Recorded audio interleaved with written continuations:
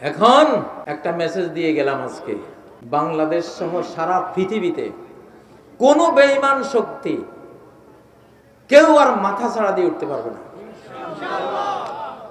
না জাতিসংঘ, না আরো নিরাপত্তার দায়িত্বে বড় বড় পরাশক্তিরা আছে, আরো যারা আছে। 30-এ তথ্যটা দিয়ে দিলাম, কোন বেঈমান শক্তির আর পরাশক্তি, বৃহৎ শক্তি, বড় শক্তি হওয়ার সময় আর আসবে না। না, শেষ। মাথা তুলবে, মাথা আকাশ থেকে ভেঙে দেওয়া হবে।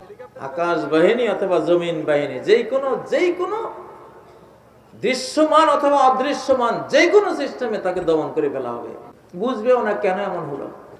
আকাশের মার খেয়ে ছেড়ে দে মাকে দেবাছি, মুসলমানের দেশ দখলের চিন্তা আর করার সুযোগ